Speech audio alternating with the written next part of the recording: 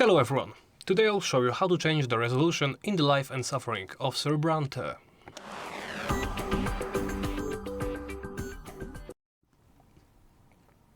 Let's begin by opening settings. From here, locate resolution. As you can see, it is grayed out. I cannot change it. Why? Well, it's quite simple. You need to change the screen format to window. Now you can select this drop-down menu and choose one of the available presets for resolution. I will actually drop this so you can see, yes, there are some that are bigger than my native resolution of 1920 by 1080. I'll go back to the full screen though. Once you, of course, you make your selection, do something that fits your monitor. Once you are done, simply press back to the main menu.